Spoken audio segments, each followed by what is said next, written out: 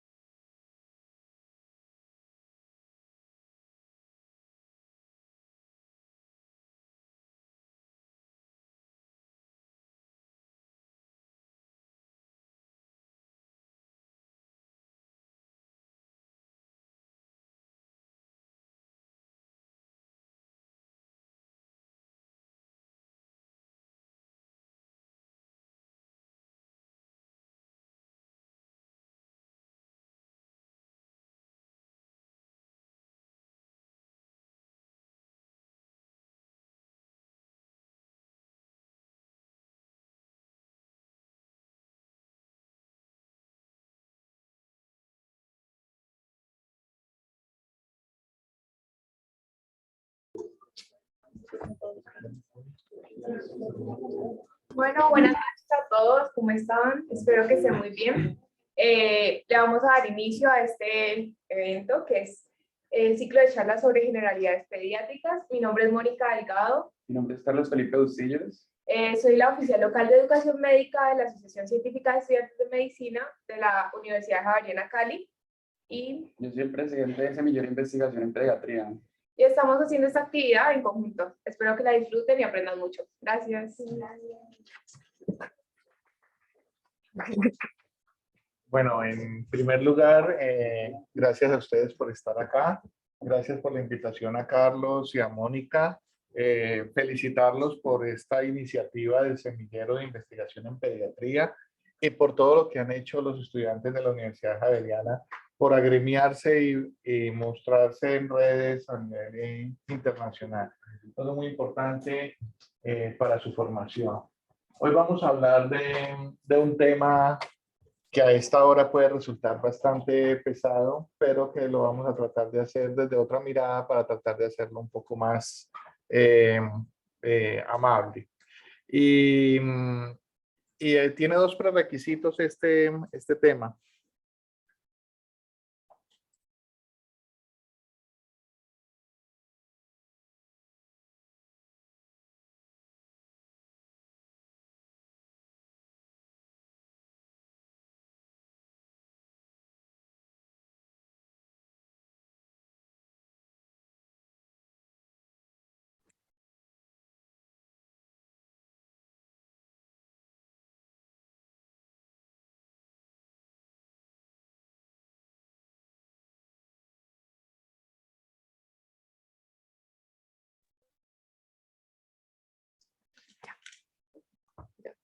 Bueno, entonces, como les decía, esta conferencia tiene dos prerequisitos. El primer prerequisito es hacer una pequeña referencia a quien con sus ilustraciones la ameniza y la hace posible que la podamos dar a esta hora. Bueno, todas las gráficas que se van a ver ustedes fueron tomadas de la página web de él y bueno, es una persona con supremamente valiosa. Decía Aquino que era el mejor humorista gráfico contemporáneo y todos ustedes saben quién era Aquino. Y ha participado a nivel de Latinoamérica en todos los países de alguna producción importante. Siguiente.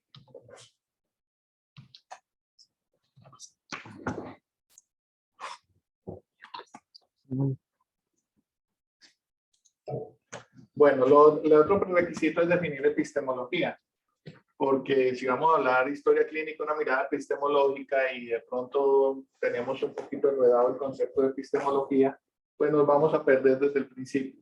Es en pocas palabras y sin entrar en controversias minuciosas del significado filosófico, para las personas del común es la parte de la filosofía que estudia los principios, fundamentos, extensión y métodos del conocimiento humano. Siguiente. Bueno, ahora sí entrando en el tema. ¿Vale?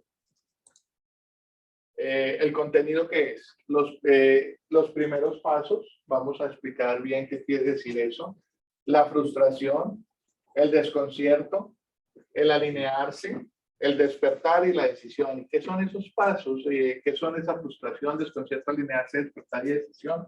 Es el mismo proceso que todos cuando estamos estudiando en alguna área referente a la salud vivimos con nuestro proceso entre el saber cómo se deberían hacer las cosas, qué es lo que debo ejecutar y el saber hacer, el hacerlo ya propiamente.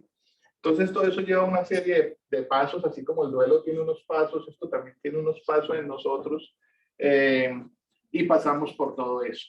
Siguiente. Entonces, a veces me preguntan que de dónde salió esta mirada diferente de la historia clínica, porque no vamos a hablar lo mismo que han hablado ustedes desde etapas tempranas de su formación, sino que vamos a hablar de otras cosas. Entonces, me preguntan que cómo nació esto, y como dice la señora, es de un día para otro, pero es que no hay nada que se haga de un día para otro. Es bien sabido todos ustedes que cuando llegan a algunos semestres de semiología, empiezan a aprender con base en síntomas, con base en completitud, es decir, si tengo tos, entonces desde cuándo, qué características tiene esa tos, qué la aumenta, qué la disminuye, qué la precipita, con qué otros síntomas la acompañan. Entonces, como tratar de coger un síntoma y desplegar toda la información posible. Y les ponen un formato el cual trata de que ustedes conserven la integralidad, de que sepan cómo es preguntar en forma exhaustiva cada una de las situaciones relacionadas con un paciente, y definitivamente son formatos que tienen entre 4 o 5 páginas, y obviamente eso va a necesitar tiempo para su desarrollo. Pues siguiente. Entonces muchas veces ustedes cuando llegan a las clínicas, desde las diferentes partes, enfermería, medicina, los bacteriólogos, todos se llegan de una u otra forma a las clínicas y llegan con un conocimiento que tiene que ser así, hay que ver el todo para poder ver cómo es que vamos a ejecutar. Y cuando presentan la historia clínica, de un momento a otro se las devuelve. Entonces usted empieza a tener sentimientos incluso contra usted mismo, pero yo qué estoy haciendo, pero cómo hice, pero cómo fue que no me di cuenta. Pero eso no es lo peor. Lo peor es que muchas veces preguntan, ¿y por qué no está buena esa historia clínica? ¿Por qué la tengo que repetir? ¿Por qué no puedo grabarla? Si este caso lo hicieron en un software. Y muchas veces ni siquiera la persona que te está poniendo a repetir la historia sabe por qué. Y todo termina en una frase, no, es que como que no me gusta. Entonces esto se convierte en algo como muy, muy básico, ¿sí? Y ahí es donde empezamos nosotros a buscar a los compañeros. Ve, ¿y vos cómo haces esto? Ve, ¿y por qué será que no le gustó? Y entonces empiezan a decir, no, es que a ese doctor o a esa doctora no le gusta que vos coloques tal cosa. Pero van y le preguntan y dicen, no, porque es que no dice lo que debe decir. Pero empezamos entonces empíricamente a tratar de forjarnos una verdad sobre cómo se debe hacer una historia clínica. Y ahí lo único que hacemos es deformarnos. Estamos buscando la forma, pero nos estamos deformando. Y nos estamos deformando porque no sabemos a veces ni qué es lo que queremos hacer. Queremos complacer a alguien para que la revista pase tranquila y en paz. Queremos decir las cosas básicas como para que sepamos más o menos dónde estamos ubicados con el paciente, pero en sí no sabemos qué estamos haciendo. Siguiente. Y es ahí donde ni siquiera la persona que los guía los puede guiar. Entonces vamos a tratar de contestar unas preguntas acá. ¿Cuáles son los objetivos de una buena historia clínica? Algunos de ustedes ya me han oído estos cuentos en la clínica. Veo gente de Octavo, Miguel, veo Juan Pablo, y veo gente pues, que ya pasó por acá. Y los objetivos de una buena historia clínica pues realmente tienen que ver con el servicio y como yo para servir, es decir, para poder diagnosticar o hacer un enfoque diagnóstico, solicitar unas pruebas, mandar un tratamiento, yo debo conocer antes de actuar.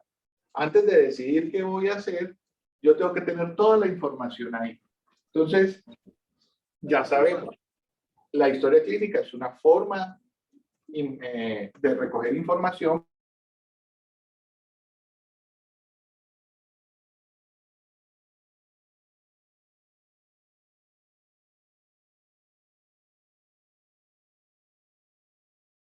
científica. Les recomiendo este libro que se llama Filosofía para Médicos de Mario Bunge. Siguiente. Otro objetivo es el protegerse médico legal, porque a eso hemos llegado. O sea, yo ya no basta con que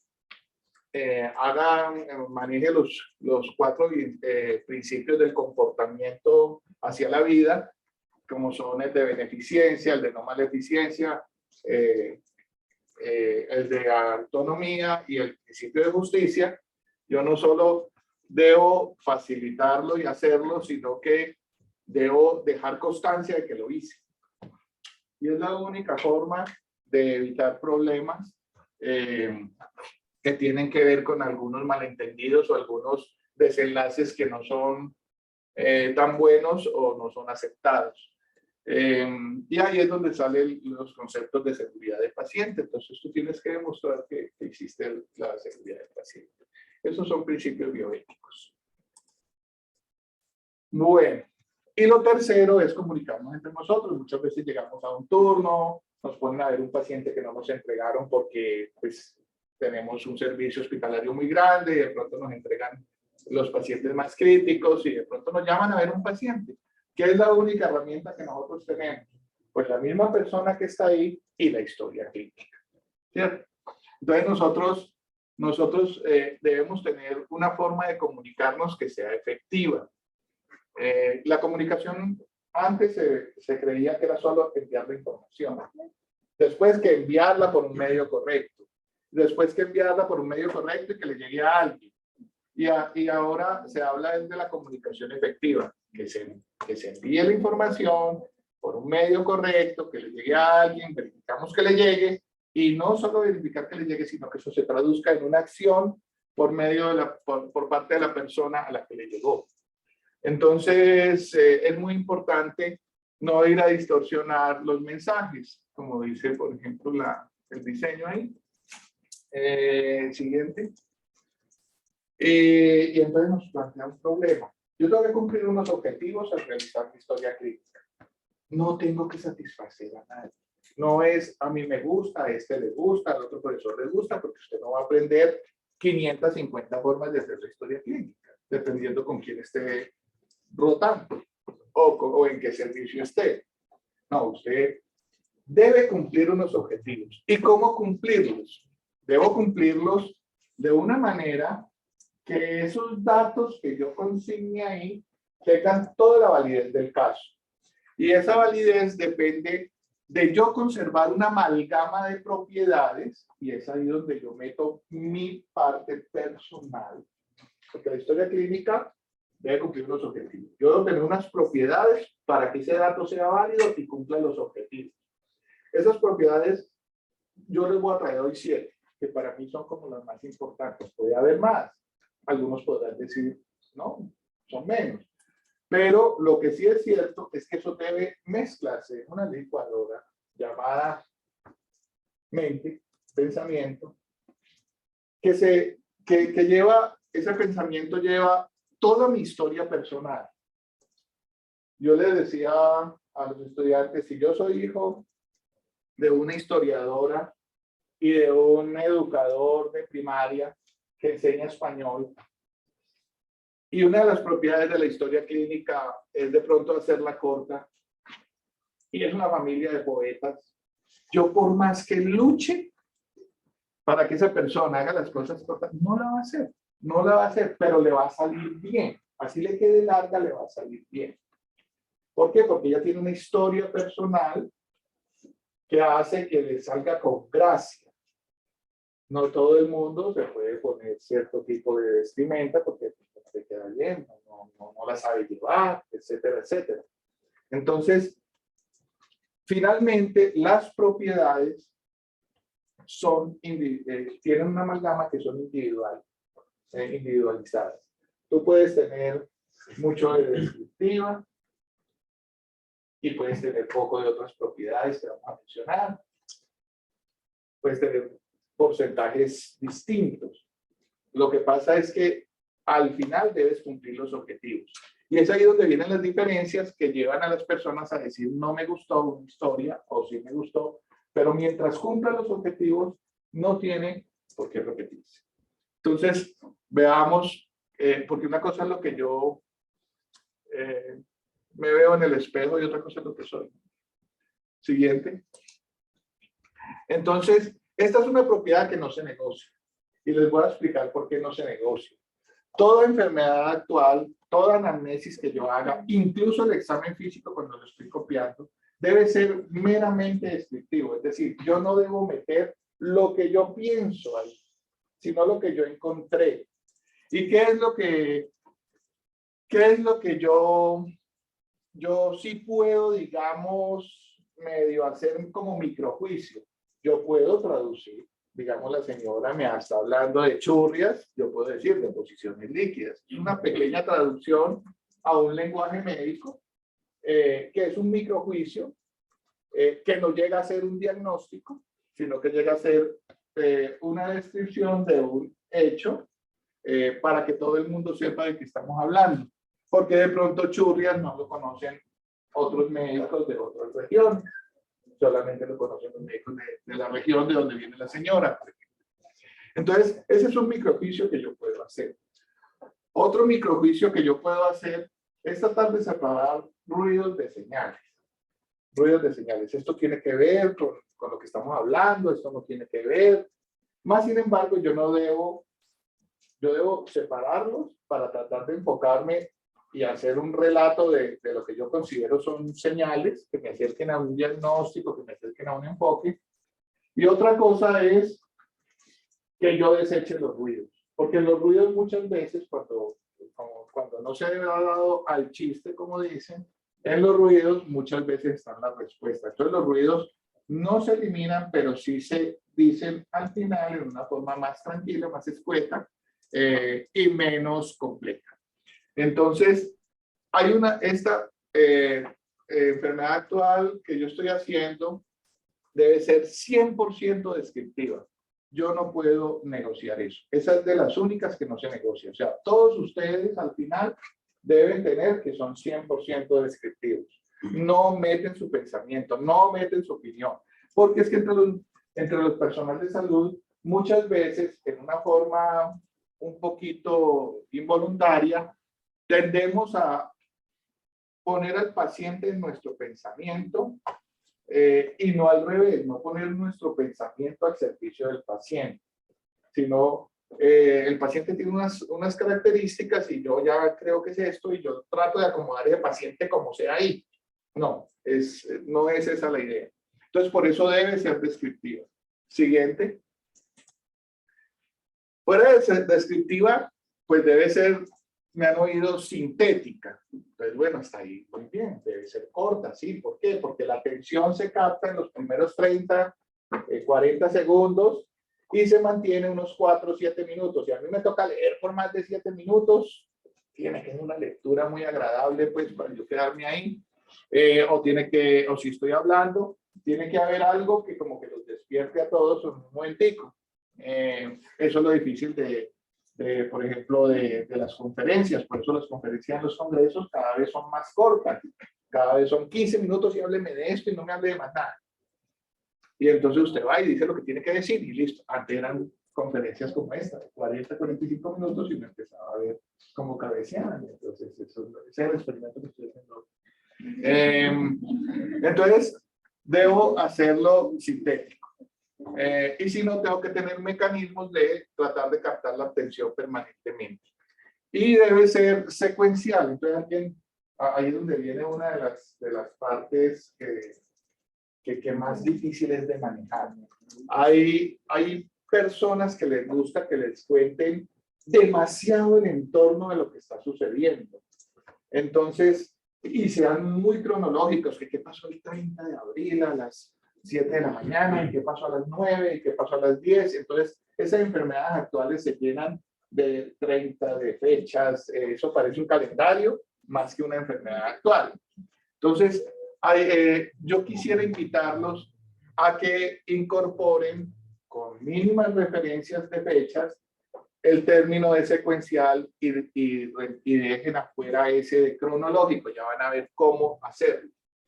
Bueno, entonces, descriptiva, secuencial y sintético. Y lo otro ya lo habíamos hablado, terminología médica. ¿Sigue? Porque cuando yo tengo demasiada información, eso, o tengo demasiado adornada una información más bien, eso tiende a aplastarme. Eso es un peso muy grande. Y bueno, eso está riñendo con la semiología francesa, que era una descripción muy cualificada. Les estoy invitando a hacer descripciones menos cualificadas. Ya van a ver cómo. Entonces, para terminar, nuestras 7 propiedades que nos permiten cumplir los objetivos serían descriptiva, secuencial, sintética, terminología médica, y hay 3 muy importantes, que sean coherentes y pertinentes. Hay pequeñas diferencias entre los dos términos. ¿Qué pasa cuando yo arranco una enfermedad actual y digo, y el paciente tenía tos y diarrea, pero la fiebre se le quitó, la diarrea también, pero la diarrea volvió, ya la tos seguía, entonces uno se va perdiendo entre la tos, la diarrea, que se fue, que vino, que volvió. Entonces, la invitación es a tratar de que si mencionamos algo, mencionamos tos, le damos toda la completitud a la tos ahí y cerramos la tos. Y la pertinencia es saber ubicar esas cosas. O sea, ¿qué digo primero? Digo primero tos, digo primero, que no necesariamente es por el orden de aparición. Y la completitud, que es algo que tampoco se debe negociar mucho.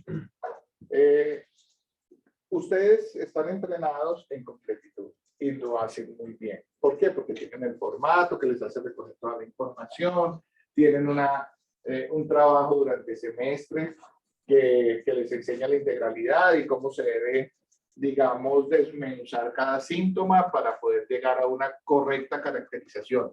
Eso es algo que se enseña en todas las universidades. Más sin embargo, es una de las 7 propiedades. Sí, es una propiedad muy importante, claro. ¿Cómo será que estoy diciendo que no se negocia mucho? Entonces ya viene aquí esta cosa, pero ¿cómo voy a ser completo? ¿Cómo voy a ser descriptivo en terminología médica y ser corto? Eso es casi imposible. ¿Sí? Esto es lo que les decía de la falta de coherencia y de eso no, bueno, este es un humorista político, pero esto es de 2019, o sea, esto se adelantó a la historia. Entonces, esto pasa muchas veces en las historias clínicas, es el famoso zapateo, el famoso lenguaje tipo Cantinflas, tipo Chavo del Ocho, que no dice nada. Hasta el momento yo tampoco he dicho nada. ¿Sí? Entonces, ahora que vamos a ver cómo lograrlo, de pronto sí ya me van a entender un poquito más. Entonces, ¿cómo lograrlo? Entonces tengo que yo no tengo que actuar por gustos. Yo tengo que actuar por objetivos.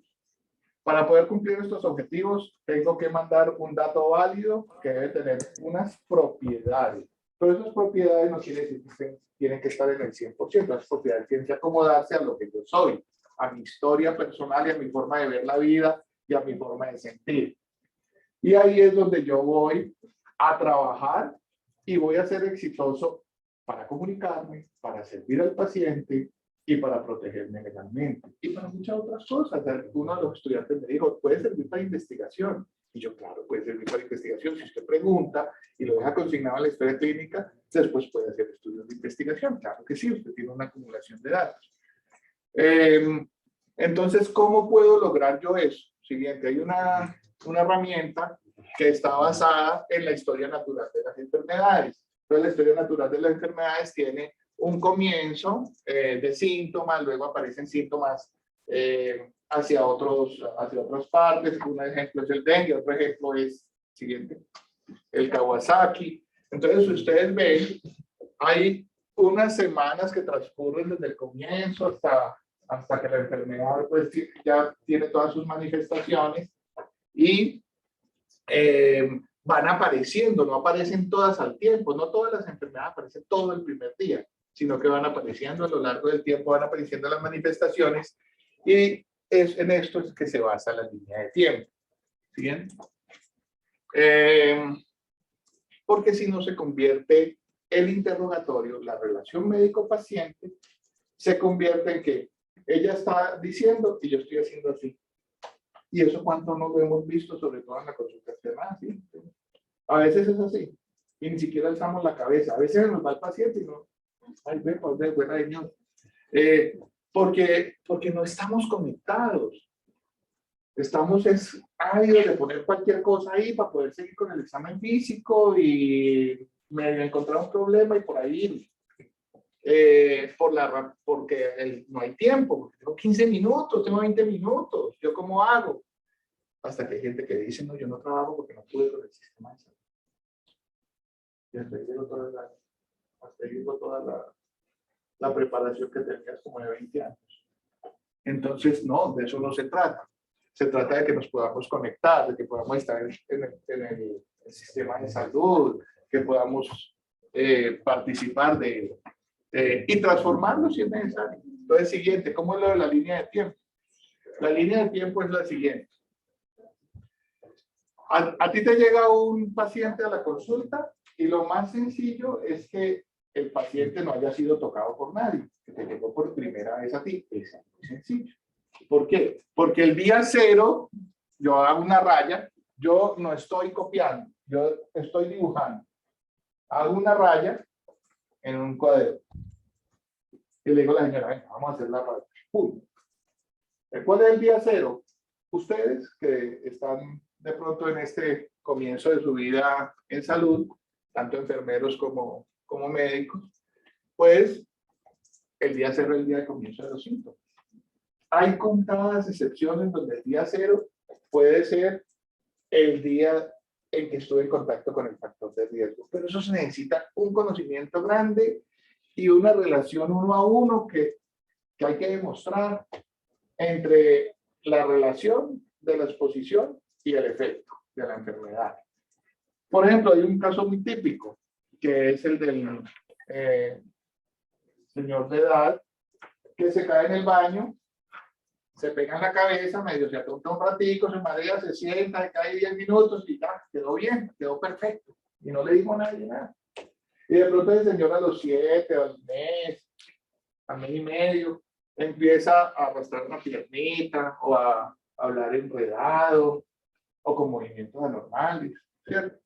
Entonces, eso es un hematoma subdural, ¿cierto? Hasta que no se demuestre lo contrario. Entonces hay una relación muy entre los factores de exposición y la aparición de los síntomas.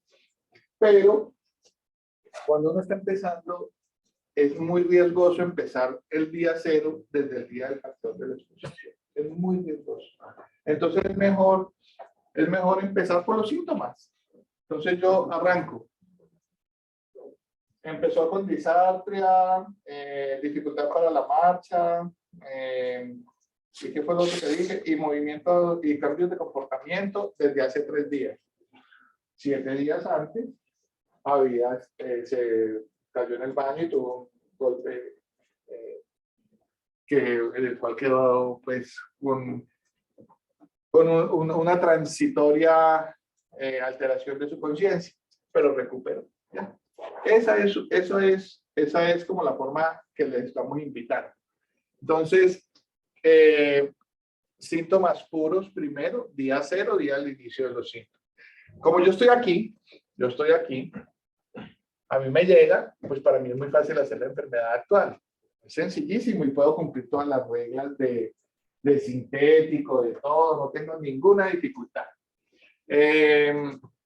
Puedo incluso darle gusto a los semiólogos franceses de que puedo adornar con adjetivos calificativos que supuestamente hay que controlarlos porque ahí voy a dejar de ser descriptivo, pero digamos puedo ser un poquito más extenso.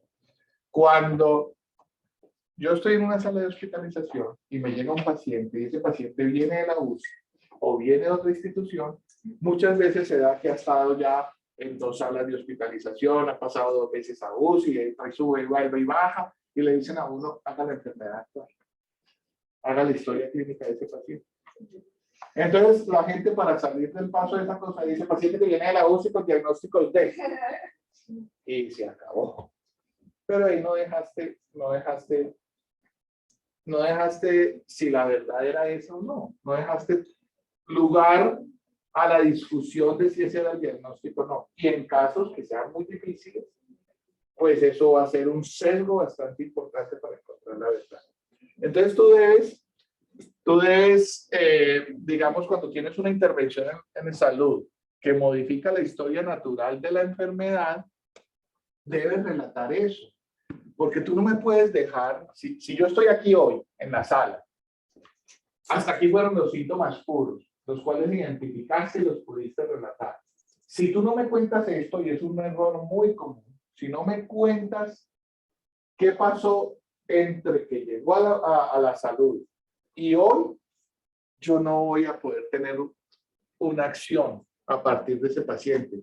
Y en revista se los muestro.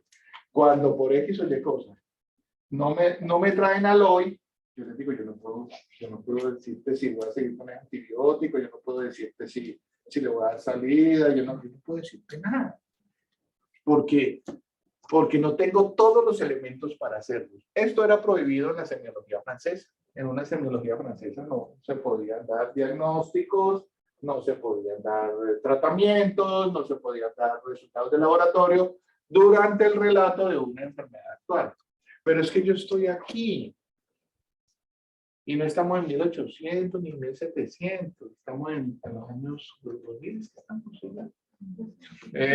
Entonces, la situación es que cuando yo ya tengo una intervención que me modifica la historia natural de la enfermedad, empiezo a describir, pero ¿qué describo?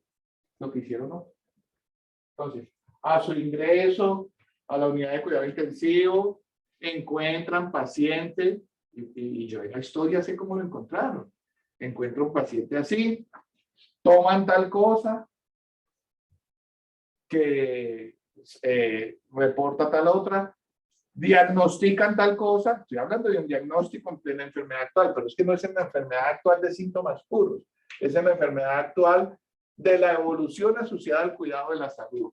Y digo asociada al cuidado de la salud porque hay intervenciones ambulatorias que pueden modificar la historia natural de una enfermedad, si no, no existirían las meningitis bacterianas parcialmente tratadas. ¿Listo? Entonces, a su ingreso a urgencia encuentran paciente así, estabilizan, ingresan a UCI, a su ingreso a UCI lo encuentran así, los resultados de laboratorio así, diagnostican tal cosa e inician manejo con tal y tal a tales dosis, recibiendo tantos días del primero y del segundo. Y digo, ¿cómo fue la respuesta?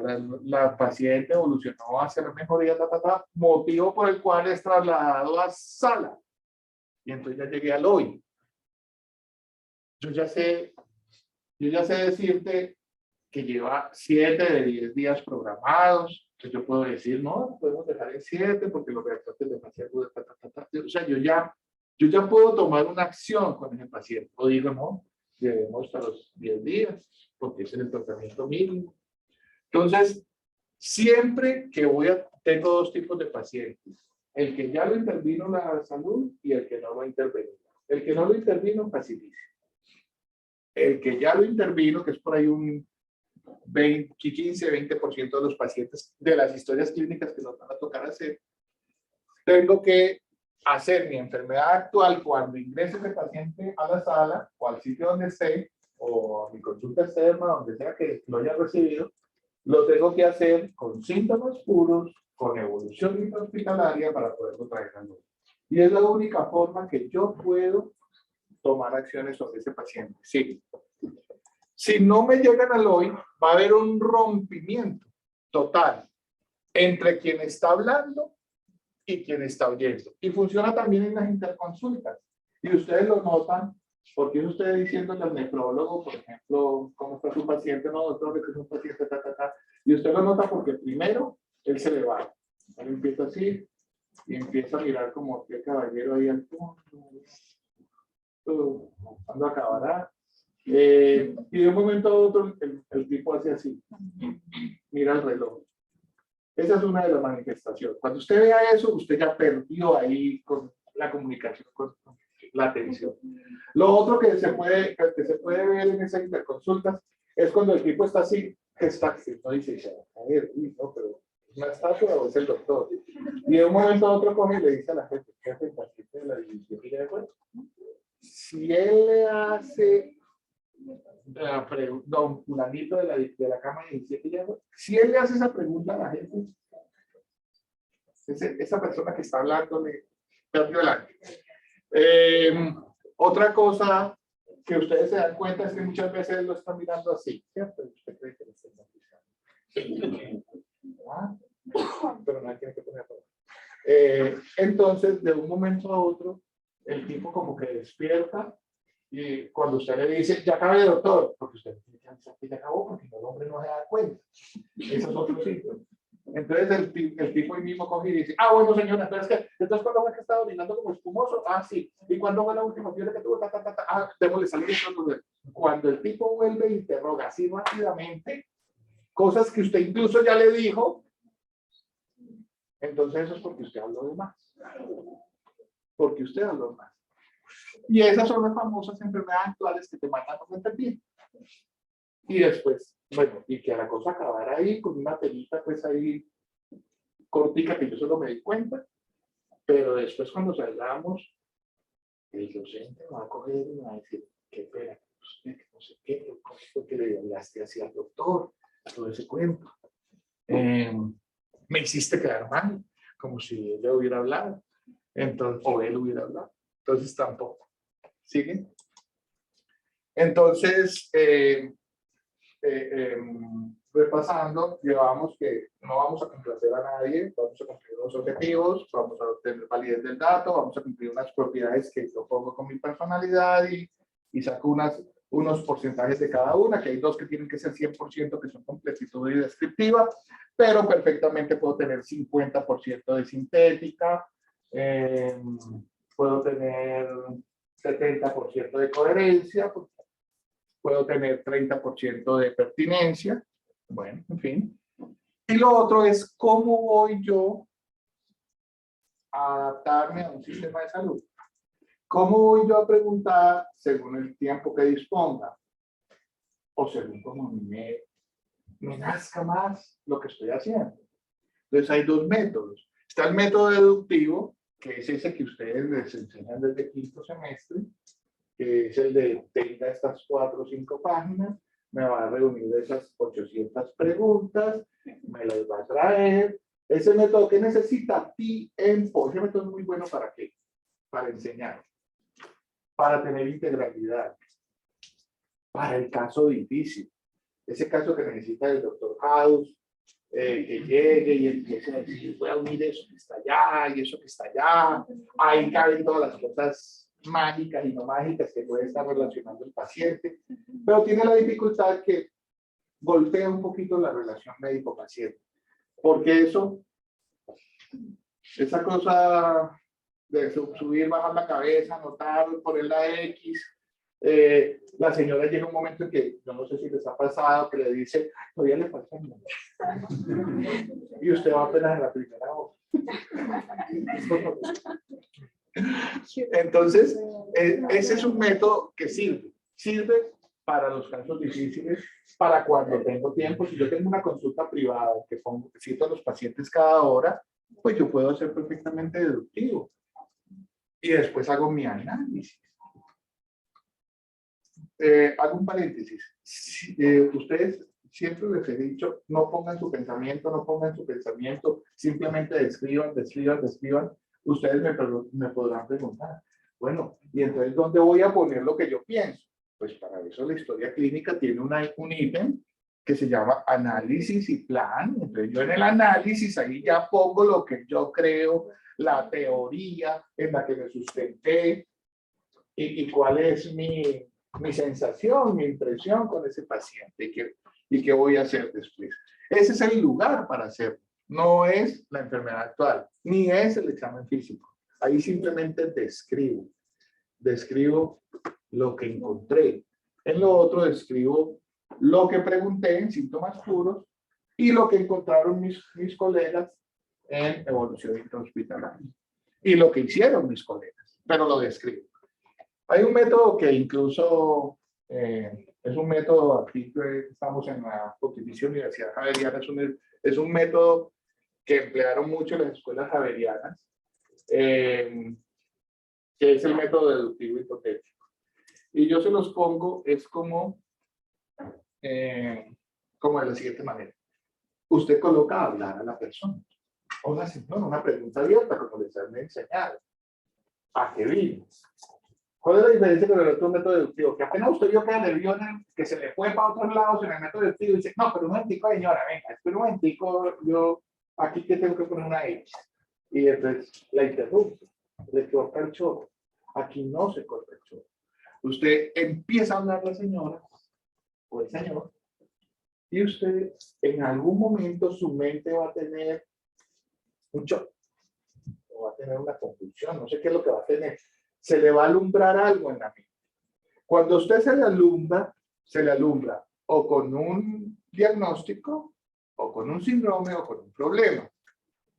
Entonces, a partir de ahí yo desarrollo mi intervención médica. Primero pregunto lo sí importante, lo que me va a decir, eso sí es lo que se te alumbró. Y luego pregunto lo no importante, que es algo así como el diagnóstico diferencial. Entonces yo voy como más encarriladito a salir rápido del asunto. Eso es lo que llaman ustedes en el lenguaje popular la historia de especialista. No, los especialistas hacen historias hasta más largas que la medicina generalística. Eso es una mala concepción. No, lo que necesitamos es una historia y un método que nos permitan ser eficientes en un sistema, ayudar a la mayoría de personas que podamos ayudar y con las otras emplear otros métodos, ¿cierto? Este método es 75% efectivo, independiente del grado de formación de la persona. O sea, no necesita que usted sepa mucho, ni que tenga mucha experiencia. Entonces, el que la ven muy jovencita y entonces le dicen niña, y entonces las mujeres pueden como, no sé, enaltecerse con eso. Y es verdad, porque no la ven con suficiencia. Todo es la suficiencia. La suficiencia. Cuando usted lo ve con suficiencia, la mirada va a ser distinta. Entonces, el método deductivo hipotético, lo pongo a hablar, se me prendió con un problema, edema, o se me prendió con un síndrome nefrítico, o se me prendió con un diagnóstico, glomerulonefritis postestreptocóxica. ¿Y de qué depende? Ahí sí depende el nivel, sí depende de mi grado de conocimiento, pero se lo prendió. Y en todos voy a llegar a una correcta respuesta. Porque si yo voy a analizar los problemas del edema, pues yo digo, no, eso puede ser renal, hepático, linfático, cardíaco, función oncótica, por donde lo quiera mirar, yo voy a pedir una serie de pruebas o hacer una serie de preguntas que me van a llevar a que eso es renal. El que ya detectó que era un síndrome nefrítico, pues ya sabe una en lo renal, lo vais a confirmar. Y de pronto instaura el tratamiento de una vez. Pero la diferencia entre uno y otro, en casos no críticos y urgentes, no es significativa. Entonces el método deductivo hipotético permite ser muy ágil. Un método que no necesita muchos minutos, que se encienda la luz, pregunto los importantes, luego los no importantes. ¿Listo? Entonces los no importantes ahí sería si tiene palpitaciones, si se siente ahogado, tornea, todo eso. Preguntar por toda esa serie de cosas que pueden ser de origen cardíaco, pueden ser de origen hepático, que interdice, pues, ¿vale? Entonces esos son los dos métodos. El uno, consulta de urgencias, consulta de EPS, que es cada 15, 20 minutos. El método deductivo, paciente difícil, paciente con enfermedades crónicas, paciente con más dificultad. Uno elige el método que va a emplear. Siguiente. Entonces, porque es que los pacientes cuando llegan donde el médico, ellos siempre le quieren, o personas de salud le quieren vomitar todo. No, es que yo lo traje a él para que le hiciera un control. Ay, pero es que él tiene una tos, que tiene no sé cuánto, y que el otro día le vi como un granito no sé dónde. Entonces, usted se está llenando de problemas. Usted dice problema número 1, problema número 2, problema número 3, problema número 4, problema número 5. Y yo, hay algo que les digo siempre, eviten la palabra asociado a. Porque cuando usted pone asociado a, subordina. Entonces, esa subordinación tiene que ser producto de un análisis. O sea, esa subordinación me la hace en el análisis. Si yo tengo síntomas que son pesados, ¿a quién subordino? Porque yo tengo un síntoma constitucional, un síntoma pesado, pues puedo intuitivamente subordinar los constitucionales al pesado. Pero si son dos pesados, dolor abdominal y fiebre, ¿cuántas apendicitis no operadas? Con plastrón, sepsis, hemos visto porque subordinan el dolor abdominal al síntoma fiebre y empiezan a buscar qué otra gruesa, que no sé qué, que no sé qué, de palpar el abdomen. O sea, uno debe identificar problemas pesados y desarrollarlos. Y problemas, digamos, no menores, que no son pesados, y esos de pronto sí los puedo correlacionar como acompañando el síntoma principal. Pero es muy peligroso eso. Y esto ocurre mucho. Entonces, cuando a usted te dicen que todo está mal, vos lo primero que pensás es, Dios mío, y todos los que me faltan. Y entonces te empiezas a llenar de angustia y no vas a poder ayudar a la persona. No. Utilice un método en el cual usted identifica varios problemas y los va desarrollando con los sí y con los no importantes. No pasa nada que usted ponga problema número 1 y lo desarrolle, problema número 2 y lo desarrolle. Siguiente. Bueno, esto es un modelo que es un modelo epistemológico. No es un modelo, esto es como mostrándole qué hay detrás de todo eso que ustedes ya saben que se llama completitud. ¿Pero para qué? Para que empiecen a ponerle su impronta, empiecen a ponerle el gusto, empiecen a disfrutar de lo que están haciendo, para que sepan hacia dónde van, para que sepan a quién realmente tienen que satisfacer. Y más allá de satisfacer, es servir, es protegerse y es comunicarse con sus colegas. Entonces, esa es la invitación de que hagan. Entonces, aquí a esta altura yo sé que muchos están preguntando, esta vaina, ¿esto cómo es que era? No, eso lentamente van encontrando las respuestas. Yo las encontré después de 30 años. Es lento, es muy bueno.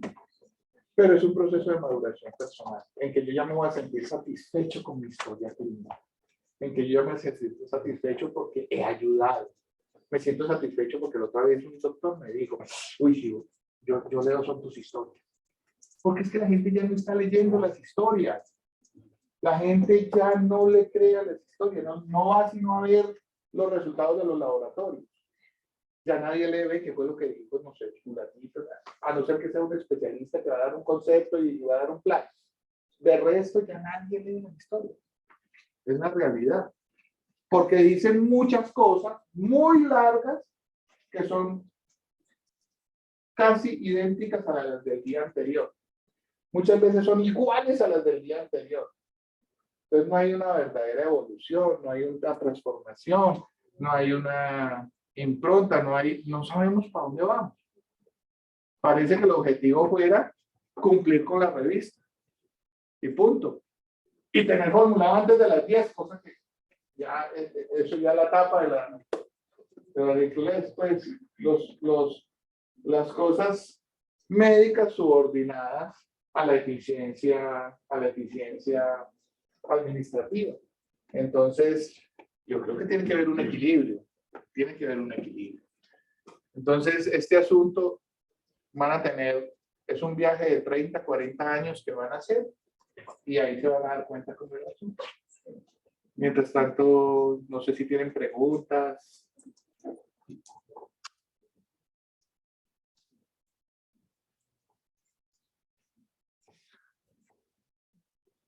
Es un maestro. Todas las diapositivas de los de son con él. Es un argentino, ¿no? No sé, ¿tienen preguntas? De pronto me dijeron que había entre el público enfermeros, ¿cierto? Ustedes de pronto hacen menos historias clínicas, pero les toca más estar al frente del paciente, tratando de comunicarle lo que otros dijeron. Y ahí puede haber una complejidad muy grande para ellos. Porque un teléfono roto en ese momento puede ser muy deleterio incluso para el paciente mismo en su participación con el proceso de manejo. Entonces yo creo que eso también son reflexiones que ustedes deben tener, la forma en que hacen las notas de enfermería. La historia clínica no es un lugar para yo demostrar ni mi ego, ni lo berraco que soy, no, eso no es la historia clínica, ni es un lugar para pelear, ni para yo demostrar que supe más que el otro, no es ese el lugar, no es ese el escenario, ni la finalidad de uno pertenecer a este tema. Pero uno lo ve y no es una guerra. Esas notas de enfermería no deben convertirse en una guerra. No es entregar trofeos. No es entregar, no, yo entregué a este paciente bien, ya se puso mal, fue a vos. No, eso no está bien. Eso no está bien. Por eso hay que aprender a redactar. Hay que aprender. La coherencia no es solo una coherencia de empezar a trabajar un síntoma y llevarlo hasta su final para no tener que volver a regresar a él, sino que también es una coherencia gramatical. Ustedes tienen el idioma más lindo de todos, tenemos el idioma más lindo de todos, y no lo empleamos. Y nos dicen sujeto, verbo y complemento. Y aquí les estoy diciendo, ojo, que el complemento está reducido al mínimo porque no podemos cualificar y no utilizan el sujeto, verbo. Entonces hay que usarlo, El idioma es muy bonito. Pues en esa diapositiva trata mucho el diálogo católico. Es que la dialéctica es la base para que todos nosotros crezcamos. Y si nosotros amputamos esa dialéctica en las revistas, en todas partes, pues estamos mal. Y para hacer una buena dialéctica, yo primero tengo que poner los elementos. Que los elementos tienen que estar ahí, pero no contaminados con mi pensar. Ahí están los elementos y la dialéctica comienza con todos los elementos ahí, yo empezar a coger elementos. Muy buena intervención.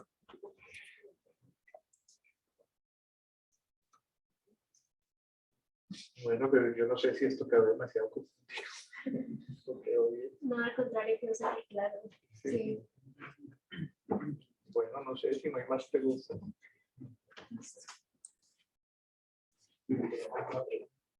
La doctora Julia, para ti.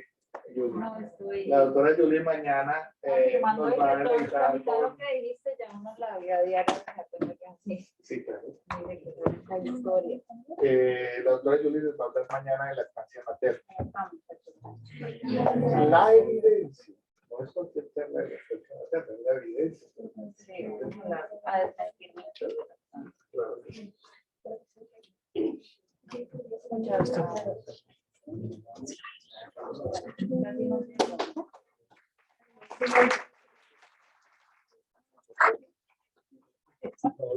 gracias. Sí, y listo. No, no, ¿Y cómo estoy?